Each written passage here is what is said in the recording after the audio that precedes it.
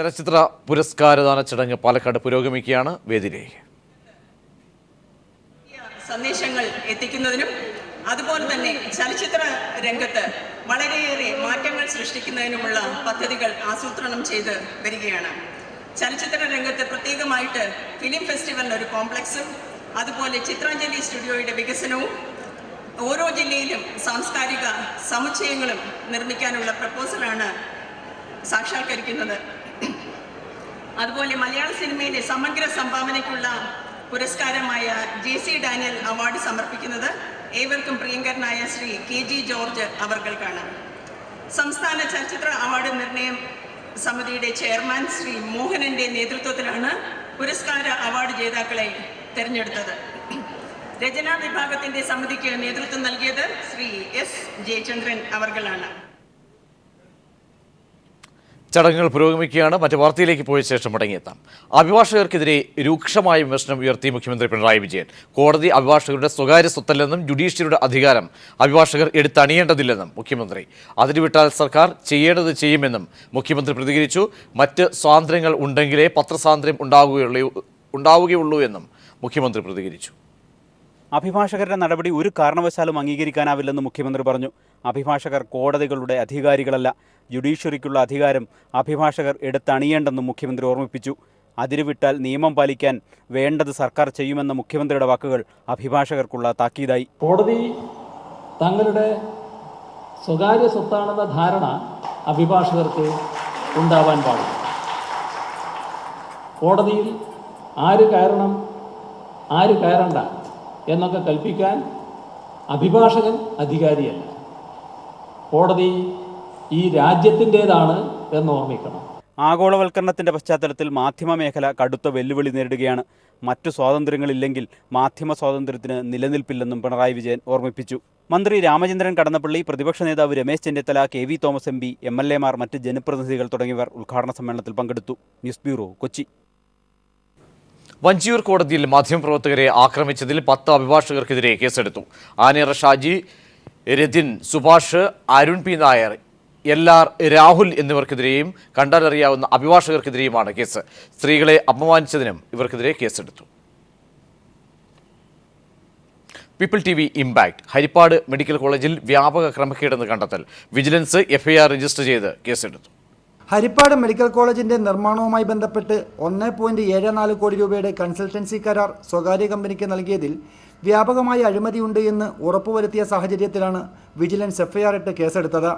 സർക്കാരിന് ലാഭമുണ്ടാകുന്ന കുറഞ്ഞ ചെലവിൽ 2 കമ്പനികൾ കരാർ നൽകിയെങ്കിലും ഹരിപ്പാട് MLA കൂടിയായ മുൻ ആഭ്യന്തരമന്ത്രി നേരിട്ടിടപെട്ടാണ് തന്റെ അടുപ്പക്കാർക്ക് കരാർ നൽകിയതെന്നും ആക്ഷേപമുയർന്നിട്ടുണ്ട്. ഇതിലൂടെ കോടികളുടെ നഷ്ടം സർക്കാരിനുണ്ടായി. ഇതേ തുടർന്നാണ് വിജിലൻസ് കേസെടുത്ത് അന്വേഷണം ആരംഭിച്ചിരിക്കുന്നത്. ഹരിപ്പാട് മെഡിക്കൽ കോളേജിന്റെ മറവിൽ വ്യാപകമായി അഴിമതി നടന്നു എന്ന പരാതിയെ തുടർന്ന് വിജിലൻസ് ഡയറക്ടർ ജേക്കബ് തോമസ് നേരിട്ട് സ്ഥിതിഗതികൾ വിലയിരുത്തിയിരുന്നു. കേസന്വേഷണത്തിന്റെ ഭാഗമായി പരാതിക്കാരിൽ നിന്നും കരാറുകാരിൽ നിന്നും വിജിലൻസ് മൊഴിയെടുത്തു. ഈ മൊഴികളെല്ലാം തന്നെ മുൻ ആഭ്യന്തരമന്ത്രിക്കെതിരായിരുന്നു. ഇതിന്റെ അടിസ്ഥാനത്തിലാണ് വിജിലൻസ് ഇപ്പോൾ കേസെടുത്തത്. അന്വേഷണത്തിന്റെ ഭാഗമായി അടുത്ത ദിവസം പ്രതിപക്ഷ നേതാവ് രമേശ് ചെന്നിത്തലയെയും വിജിലൻസ് ചോദ്യം ചെയ്യും. ആശുപത്രിയുടെ മറവിൽ സ്ഥലം ഏറ്റെടുത്തതിലും നിലവിലുള്ള നിയമങ്ങൾ കാറ്റിൽ പറത്തി ആലപ്പുഴ മെഡിക്കൽ കോളേജിന് സമീപം തന്നെ സർക്കാർ ചെലവിൽ സ്വകാര്യ ആശുപത്രി പണിതതിന് പിന്നിലും വ്യാപക അഴിമതി നടന്നു എന്ന് ആക്ഷേപമുയർന്നിട്ടുണ്ട്. ഇത് സത്യപ്രതിജ്ഞാ ലംഘനമാണെന്നും ആരോപണമുണ്ട്. വരും ദിവസങ്ങളിൽ ഇത്തരം കേസുകൾ കൂടി വിജിലൻസ് അന്വേഷിക്കും. മുൻ ആഭ്യന്തരമന്ത്രിക്കെതിരെ നടപടിയെടുക്കാൻ നിയമോപദേശം തേടുകയാണ് വിജിലൻസ് ഇപ്പോൾ. Shajahan, news bureau, Alappuzha. Harippad medical കോളേജുമായി ബന്ധപ്പെട്ട് ഏതന്വേഷണവും നേരിടാൻ തയ്യാറെന്ന് പ്രതിപക്ഷ നേതാവ് രമേശ് ചെന്നിത്തല പറഞ്ഞു. അല്ല, ഹരിപ്പാട് മെഡിക്കൽ കോളേജിന്റെ കാര്യത്തിൽ ഏത് അന്വേഷണം നടന്നതിന് എനിക്ക് സന്തോഷമുള്ളൂ. കാരണം സത്യാവസ്ഥ ജനങ്ങൾ അറിയട്ടെ.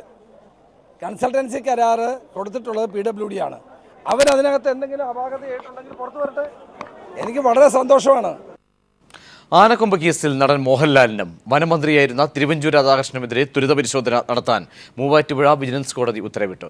വനംവകുപ്പിന്റെ അനുമതിയില്ലാതെ ആനക്കൊമ്പുകൾ വീട്ടിൽ സൂക്ഷിച്ചെന്ന പരാതിയിലാണ് മോഹൻലാലിനെതിരെ അന്വേഷണം. മോഹൻലാലിനെതിരായ നിയമ നടപടി അട്ടിമറിച്ചു എന്ന ആരോപണത്തിലാണ് മുൻമന്ത്രി തിരുവഞ്ചൂരിനെയും അന്വേഷണ പരിധിയിൽ ഉൾപ്പെടുത്തിയത്. വനം വകുപ്പിന്റെ അനുമതിയില്ലാതെ വീട്ടിൽ ആനക്കൊമ്പ് സൂക്ഷിച്ചെന്ന പരാതിയിലാണ് അന്വേഷണം. നടൻ മോഹൻലാൽ, മുൻമന്ത്രി തിരുവഞ്ചൂർ രാധാകൃഷ്ണൻ, മോഹൻലാലിന് ആനക്കൊമ്പ് കൈമാറിയവർ ഉൾപ്പെടെ 4 പേർക്കെതിരെ ത്വരിതപരിശോധന നടത്താനാണ് മൂവാറ്റുപുഴ വിജിലൻസ് കോടതിയുടെ ഉത്തരവ്. ഏലൂർ സ്വദേശി പൗലോസ് സമർപ്പിച്ച ഹർജിയിലാണ് കോടതി ത്വരിത പരിശോധനയ്ക്ക് നിർദ്ദേശം നൽകിയത്.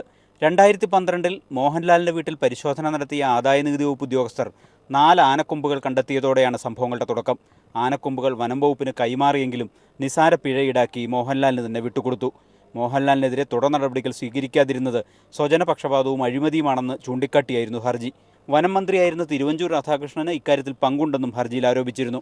ഹർജി പരിഗണിച്ച കോടതി വിശദമായ വാദം കേട്ട ശേഷമാണ് ത്വരിത പരിശോധനയ്ക്ക് നിർദ്ദേശം നൽകിയത്. ഡിസംബർ 16-നകം റിപ്പോർട്ട് കോടതിയിൽ സമർപ്പിക്കണമെന്നും വിജിലൻസ് ജഡ്ജി നിർദ്ദേശിച്ചു. News bureau, Kochi. ആനക്കൊമ്പ് കേസിൽ ത്വരിത പരിശോധന നടക്കട്ടെ എന്ന് തിരുവഞ്ചൂർ രാധാകൃഷ്ണൻ നിയമപരമായ നടപടിക്രമങ്ങൾ പാലിച്ചാണ് വനമന്ത്രി നിലയിൽ പ്രവർത്തിച്ചതെന്നും തിരുവഞ്ചൂർ വ്യക്തമാക്കി. നിയമപരമായിട്ട് ഏത് കാര്യം നീങ്ങുന്നതിലും ഒരു കുഴപ്പമില്ല. ഞാനതിനെ പൂർണ്ണമായിട്ട് സ്വാഗതം ചെയ്യുകയാണ്. ഒന്ന്, ഈ കാര്യങ്ങൾ ചെയ്തിട്ടുള്ളതെല്ലാം നിയമം അനുശാസിക്കുന്ന രൂപത്തിൽ തന്നെയാണ്.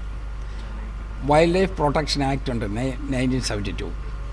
ആ ആക്ടിന് വിധേയമായി എല്ലാ കാര്യങ്ങളും വളരെ കൃത്യതയോടുകൂടിയാണ് ചെയ്തിട്ടുള്ളത്. അതിൻ്റെ റെക്കോർഡ്സുകൾ പരിശോധിച്ചാൽ മനസ്സിലാകും. അത് പരിശോധിക്കുന്നതിന് വേണ്ടി തീരുമാനമെടുത്തു എന്നുള്ളതിനെ ഞാൻ സ്വാഗതം ചെയ്യുകയും ചെയ്യുകയാണ്. അപ്പോൾ അതുകൊണ്ട് ആ സത്യസ്ഥിതി ജനങ്ങളുടെ മധ്യത്തിൽ വരട്ടെ, അതിനുള്ള സന്ദർഭം വരികയാണ്.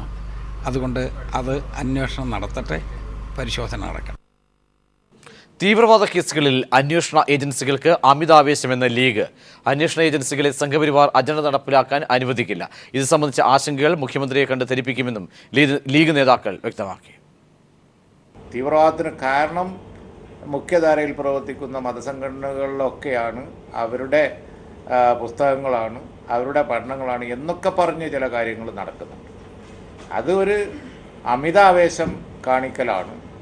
ഇത് സംബന്ധിച്ച് കേരള പോലീസ് എടുക്കേണ്ട നിലപാടിനെ സംബന്ധിച്ച് ഞങ്ങൾ മുഖ്യമന്ത്രിയായിട്ട് ചർച്ച ചെയ്യും. തീവ്രവാദം ഉപയോഗിച്ച് ആടിനെ പട്ടിയാക്കി തല്ലിക്കൊല്ലുന്ന ഒരു പരിപാടി ഇവിടെ ഉണ്ടോ എന്നുള്ളതും വളരെ ഗൗരവത്തിലെടുക്കേണ്ട വിഷയമാണ്. സംഘപരിവാർ ഇങ്ങനെ ഓരോരോ അജണ്ട വെക്കും, അതൊക്കെ കേന്ദ്ര ഗവൺമെൻറ് ഒരു പരിപാടിയായി വന്ന് അതിലൊക്കെ ഒരു നീക്കങ്ങൾ നടക്കുന്നത് വളരെ ആശങ്കയോടുകൂടിയാണ് ഞങ്ങൾ കാണുന്നത്. ചില സാങ്കേതിക കാരണങ്ങൾ കൊണ്ടാണ് മലാപ്പറമ്പ് സ്കൂൾ ഏറ്റെടുക്കാൻ വൈകുന്നതെന്ന് വിദ്യാഭ്യാസ മന്ത്രി സി രവീന്ദ്രനാഥ്. ഒരു കേസ് നിലവിലുള്ളതാണ് തടസ്സം. അത് പരിഹരിച്ച് ഉടൻ സ്കൂൾ ഏറ്റെടുക്കും. കേരളത്തിൽ ഇനി സ്വാശ്രയ മേഖലയിൽ പുതിയ എഞ്ചിനീയറിംഗ് കോളേജുകൾ ഉണ്ടാകില്ലെന്നും മന്ത്രി പറഞ്ഞു. മലാപ്പറമ്പ് സ്കൂള് ഏറ്റെടുക്കുവാനുള്ള എല്ലാ തരത്തിലുള്ള നടപടികളും പൂർത്തിയായി കഴിഞ്ഞിരിക്കുകയാണ്. പക്ഷെ ഒരു ചെറിയ സാങ്കേതിക പ്രശ്നം, ഒരു കേസ് നിലവിലുണ്ട് എന്നുള്ള ഒരു പ്രശ്നം ഉള്ളത് കൊണ്ട് അത് ഇപ്പോൾ ഏറ്റെടുക്കുന്നില്ല. പക്ഷേ അതിൻ്റെ സാങ്കേതിക നടപടികളെല്ലാം പൂർത്തിയായി കഴിഞ്ഞിരിക്കുകയാണ്. ഈ പറയുന്ന സാങ്കേതിക തടസ്സം മാറിക്കഴിയുമ്പോൾ ആ സ്കൂൾ ഏറ്റെടുക്കാനുള്ള നടപടിയുമായി സർക്കാർ മുന്നോട്ട് പോകും. കേരളത്തിൽ ഇനി സ്വാശ്രയ മേഖലയിൽ എഞ്ചിനീയറിംഗ് കോളേജുകൾ ഇല്ല എന്ന് സർക്കാർ ഉറപ്പിച്ച് പ്രഖ്യാപിച്ചു കഴിഞ്ഞിട്ടുണ്ട്. അതുപോലെ തന്നെ ഓട്ടോണമസ് കോളേജ് അത് കേരളത്തിന്റെ മണ്ണിൽ ഇനി ഇല്ല എന്ന് സംസ്ഥാന സർക്കാർ ഉറപ്പിച്ച് പറഞ്ഞു കഴിഞ്ഞിരിക്കുകയാണ്. തൃശൂർ പുതുക്കാട് പാഴായിയിൽ 4 വയസ്സുകാരി വെള്ളക്കെട്ടിൽ വീണ് മരിച്ച സംഭവം കൊലപാതകമെന്ന് സ്ഥിരീകരിച്ചു. സംഭവത്തിൽ കുട്ടിയുടെ ബന്ധുവായ മധ്യവയസ്കയെ പോലീസ് കസ്റ്റഡിയിലെടുത്തു. കുടുംബവഴക്കാണ് കൊലപാതകത്തിന് കാരണമായതെന്നാണ് പോലീസിന്റെ നിഗമനം. കണ്ണൂർ മട്ടന്നൂർ സ്വദേശി രജിത്ത് നീഷ്മ ദമ്പതികളുടെ മകൾ 4 വയസ്സുകാരി മേബയാണ് പുഴയിൽ വീണ് മരിച്ചത്. നീഷ്മയുടെ പിതൃസഹോദരന്റെ മരണാനന്തര ചടങ്ങുകൾക്ക് പുതുക്കാട്ടെ കുടുംബ വീട്ടിൽ എത്തിയപ്പോഴായിരുന്നു സംഭവം. ചടങ്ങുകൾക്കിടെ കാണാതായ കുട്ടിയുടെ ജഡം പിന്നീട് പുഴയിൽ കണ്ടെത്തുകയായിരുന്നു. മനഃപൂർവ്വം അപകടപ്പെടുത്തിയതാകാം എന്ന മാതാപിതാക്കളുടെ സംശയത്തെ തുടർന്ന് ഇവരുടെ ബന്ധു കൂടിയായ മധ്യവയസ്കയെ പോലീസ് വിളിച്ചു വരുത്തി. പുഴയിലേക്ക് തള്ളിയിട്ട് കൊലപ്പെടുത്തുകയായിരുന്നുവെന്ന് മേബയുടെ അമ്മയുടെ അമ്മായി ശൈലജ പറഞ്ഞു. കൊല്ലപ്പെട്ട മേബയുടെ മുത്തച്ഛനുമായി സഹോദരി ശൈലജയ്ക്കുണ്ടായിരുന്ന വൈരാഗ്യമാണ് കൊലപാതകത്തിന് പിന്നിലെന്നാണ് പോലീസിന്റെ പ്രാഥമിക നിഗമനം. അവരോട് ഈ കുടുംബം ഇവരെ മുത്തച്ഛനോടും അതുപോലെ തന്നെ ഒരു വീട്ടുകാരോട് സ്ത്രീക്ക് വൈരാഗ്യം. കുട്ടിയുടെ തന്നെ മാല മുമ്പ് സ്വർണ്ണം നഷ്ടപ്പെട്ടത് ഇവരാണെന്നുള്ള ചില ആരോപണങ്ങൾ ഉണ്ടായിരുന്നു. അപ്പോൾ അത് ഈ കുടുംബക്കാരാണ് പറയുന്നതെന്നുള്ള ഒരു വൈരാഗ്യം ഇവർക്കുണ്ട്. കുട്ടിയുടെ പിതാവ് രജിത്ത് വിദേശത്തായിരുന്നു ജോലി ചെയ്തിരുന്നത്. അതിനാൽ നീഷ്മയും മേബയും പുതുക്കാട്ട് പാഴാനിയിലാണ് താമസിച്ചിരുന്നത്. നീഷ്മയുടെ കുടുംബവുമായി പിടിയിലായ ശൈലജ നിരന്തരം തർക്കമുണ്ടാകാറുണ്ടെന്ന ബന്ധുക്കൾ മൊഴി നൽകി. പിടിയിലായ ശൈലജയ്ക്കെതിരെ Thrissur west, east, Palakkad police സ്റ്റേഷനുകളിൽ അനാശാസ കേസുകളുണ്ട്. News bureau, Thrissur. സോളാർ അഴിമതിയിൽ മുൻ മുഖ്യമന്ത്രി ഉമ്മൻചാണ്ടിക്കെതിരായ പൊതുതാൽപര്യ ഹർജി തിരുവനന്തപുരം വിജിലൻസ് കോടതി ഫയലിൽ സ്വീകരിച്ചു. സരിത ഉമ്മൻചാണ്ടിക്കുൾപ്പെടെ പണം നൽകിയെന്ന് സോളാർ കമ്മീഷൻ നൽകിയ മൊഴിയുടെ അടിസ്ഥാനത്തിൽ കേസ് രജിസ്റ്റർ ചെയ്യണമെന്നാണ് ഹർജിയുടെ ആവശ്യം. സമാന കേസിലെ ഹൈക്കോടതി തീരുമാനം അറിയിക്കാനും പ്രത്യേക വിജിലൻസ് കോടതി ഉത്തരവിട്ടു. കേസ് പരിഗണിക്കുന്നത് ഈ മാസം 28 മാറ്റി.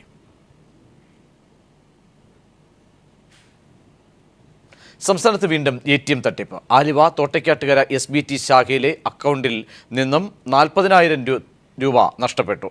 അമേരിക്കയിൽ നിന്നാണ് പണം പിൻവലിക്കപ്പെട്ടത്. ആലുവ ഏലുക്കര സ്വദേശി നവാസിന്റെ പണമാണ് നഷ്ടപ്പെട്ടത്. കഴിഞ്ഞ ദിവസം വൈകിട്ട് 6 മണിയോടെയാണ് ആലുവ തോട്ടയ്ക്കാട്ടുകര SBT ശാഖയിലെ നാസ് കൺസ്ട്രക്ഷൻസ് എന്ന അക്കൗണ്ടിൽ നിന്ന് 40,333 രൂപ പിൻവലിച്ചതായി നവാസിന് SMS ലഭിച്ചത്. ഉടൻ തന്നെ ബാങ്കിലെത്തി പണം താൻ പിൻവലിച്ചിട്ടില്ലെന്ന് നവാസ് പരാതി നൽകി. തുടർന്ന് പരിശോധിച്ചപ്പോൾ അമേരിക്കയിലെ ബ്രൂക്ലിനിൽ നിന്നാണ് പണം പിൻവലിച്ചതെന്ന് വ്യക്തമായി. നവാസ് ആലുവ പോലീസ് സ്റ്റേഷനിൽ പരാതി നൽകിയിട്ടുണ്ട്. ATM കാർഡിന്റെ പിൻ ഉപയോഗിച്ച് പണം കവർന്നതായാണ് നിഗമനം. ATM ഉപയോഗിച്ച കൗണ്ടറുകളിൽ നിന്ന് പണം പിൻവലിക്കുന്നതല്ലാതെ യാതൊരു ഓൺലൈൻ ഇടപാടുകളും താൻ നടത്തിയിട്ടില്ലെന്ന് നവാസ് പറഞ്ഞു. ഞാൻ ഈ കാർഡ് വെച്ച് വേറെ ഓൺലൈൻ പർച്ചേസിങ്ങോ അല്ലെങ്കിൽ വിദേശയാത്ര ഒന്നും നടത്തിയിട്ടില്ല. പിന്നെ എങ്ങനെ ഇത് സംഭവിച്ചെന്ന് എനിക്കറിയില്ല.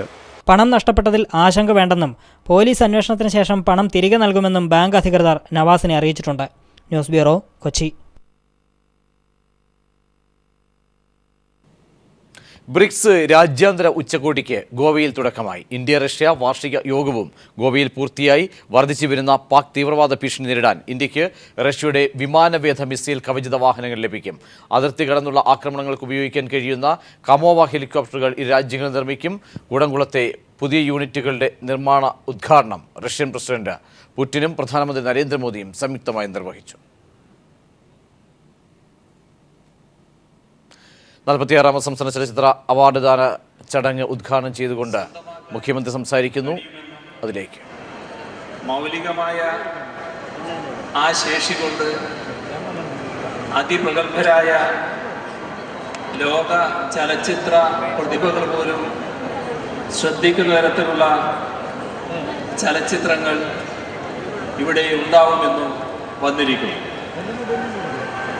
ഇങ്ങനെയൊക്കെ അഭിമാനിക്കാൻ ഒരുപാട് കാര്യങ്ങൾ മലയാള സിനിമയെക്കുറിച്ച് ആലോചിക്കുമ്പോഴുണ്ട്.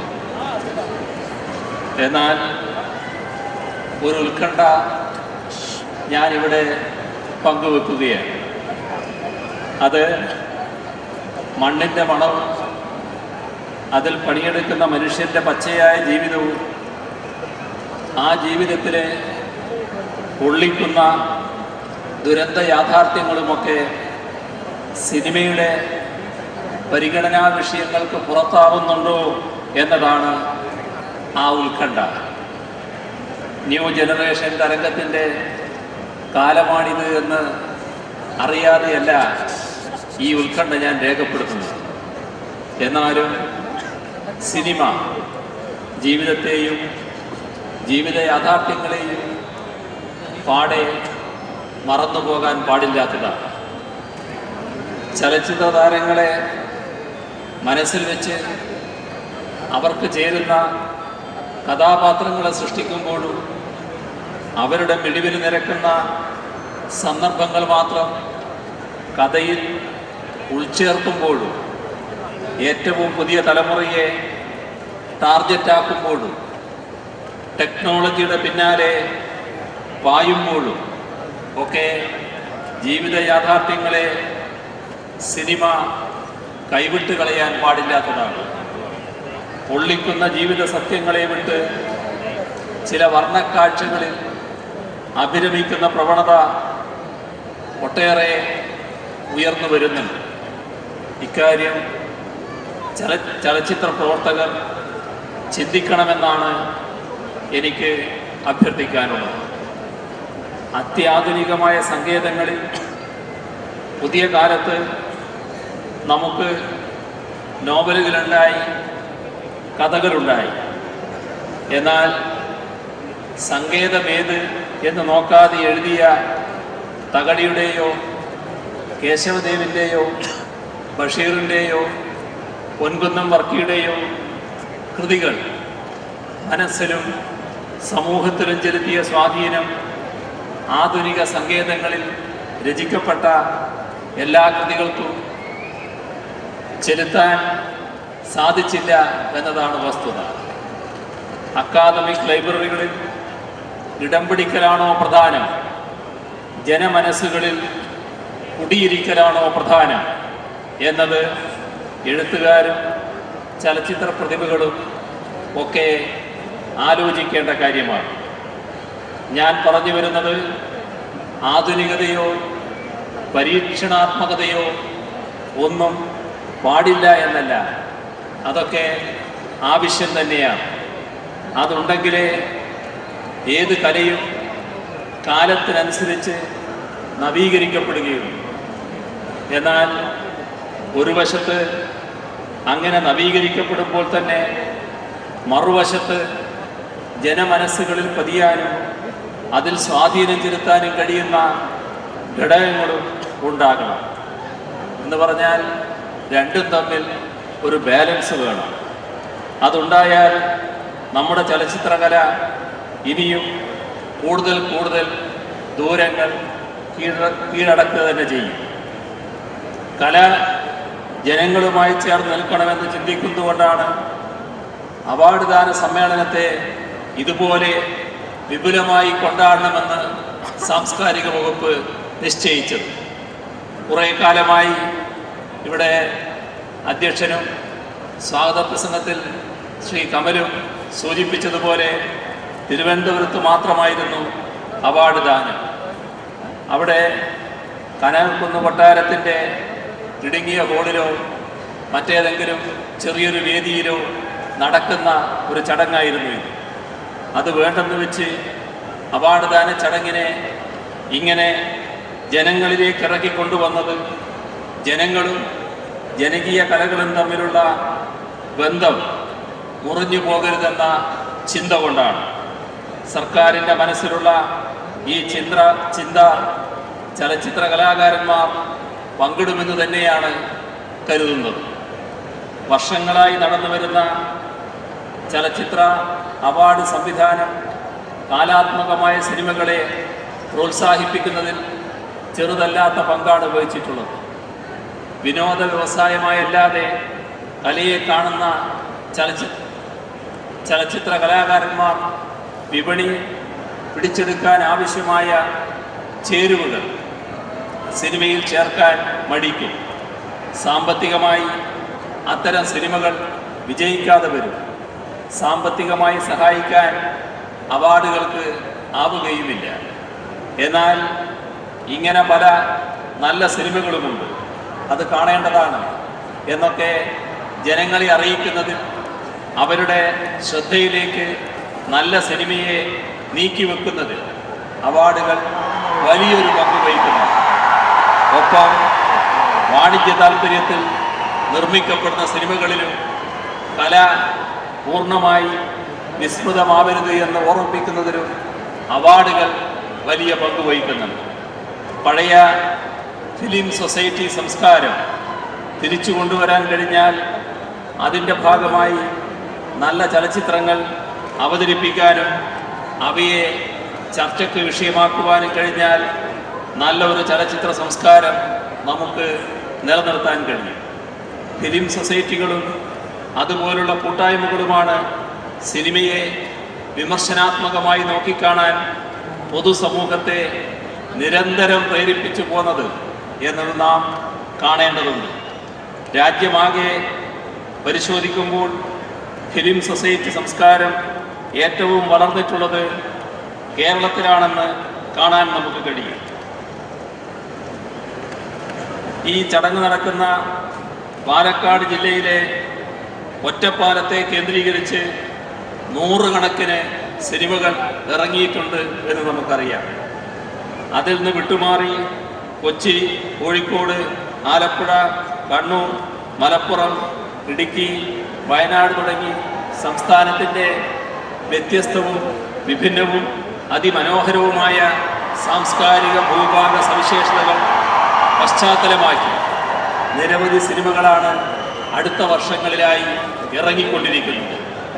ന്യൂ ജനറേഷൻകാരുടെ ഇക്കാര്യത്തിലുള്ള ആർജവം പ്രത്യേകം പ്രശംസനീയമാണ്. ഒറ്റപ്പാലത്തിൻ്റെ പ്രാധാന്യം പോയി എന്നൊന്നുമല്ല ഇതിൻ്റെ അർത്ഥം. കേരള സർക്കാർ പ്രഖ്യാപിച്ചിട്ടുള്ളതുപോലെ ഒറ്റപ്പാലത്തെ ഫിലിം സിറ്റി എന്ന പദ്ധതി നമുക്ക് സാക്ഷാത്കരിക്കേണ്ടതായിട്ടുണ്ട്. അതിനുള്ള പിന്തുണ ഈ നാട്ടുകാരിൽ നിന്ന് കേരള സർക്കാർ പ്രതീക്ഷിക്കുക തന്നെയാണ്. കണ്ണൂർ ആസ്ഥാനമായി പ്രവർത്തിക്കുന്ന ഫാത്തിമ ഗ്രൂപ്പ് ബിസിനസ് വൈവിധ്യവൽക്കരണത്തിന്റെ ഭാഗമായി ആരംഭിച്ച ഫാത്തിമ റിയൽറ്റേഴ്സിന്റെ ഉദ്ഘാടനം Kannur mayor E P Latha നിർവഹിച്ചു. കാസാമിയ വില്ല പ്രോജക്റ്റിന്റെയും town centre shopping cum business പ്രോജക്റ്റിന്റെയും ലോഗോ പ്രകാശനം മന്ത്രി കടന്നപ്പള്ളി രാമചന്ദ്രൻ നിർവഹിച്ചു. ചടങ്ങിൽ Fathima group chairman Muhammad Haji Kambil, MD Rafi Elambara, marketing MD KV Muhammad Kunhi, director Shahul Hameed എന്നിവർ പങ്കെടുത്തു.